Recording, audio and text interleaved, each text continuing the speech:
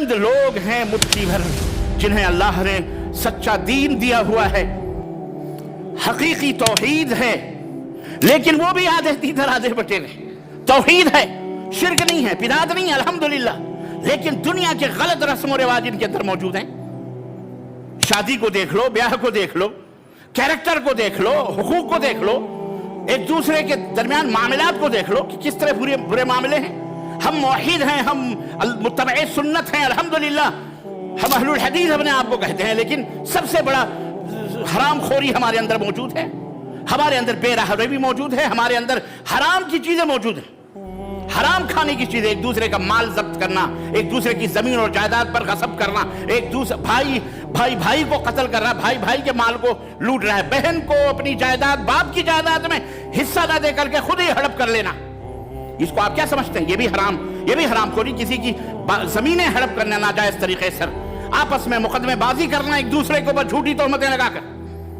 یہ کیا ہے؟ یہ اہل الحدیث کا شیوا ہے، اللہ کی قسم کلنک کا ٹیکا ہے وہ شخص،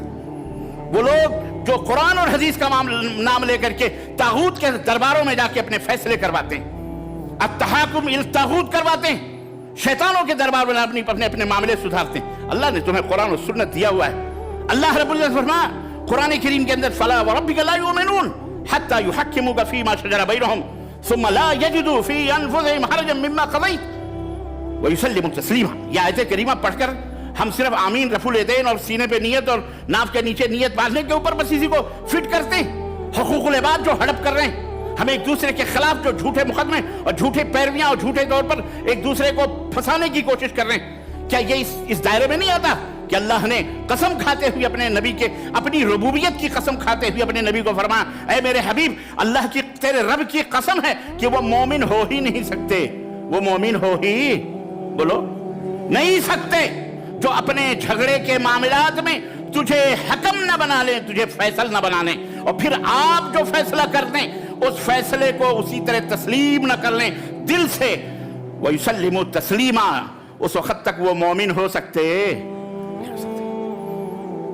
بڑے فخر کرتے ہیں آپ چھوٹی چھوٹی چیزوں کے اوپر جھگڑے لڑائی، ارے آپ تو قدوہ ہیں، آپ تو آئیڈیل ہیں، آپ تو نمونہ ہیں دنیا کے لیے۔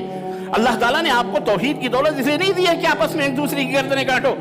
آپس میں ایک دوسرے کے پیر کھینچو، آپس میں اختلافات پیدا کرو۔ کون سا اختلاف ہے؟ کون سی چیزیں؟ آپس میں حرام خوریاں کرو، آپس میں ایک دوسرے کا مال ناجائز اور حرام طریقے سے کھاؤ۔ توبہ کرو اللہ تعالیٰ سے، توبہ کرو اللہ تعالیٰ سے، صبر، رک جاؤ، ٹھہر جاؤ گناہوں سے، معصیت سے، ٹھہر جاؤ حرام چیزوں سے، ٹھہر جاؤ اختلافات اور آپس میں تفرقہ بندیوں سے۔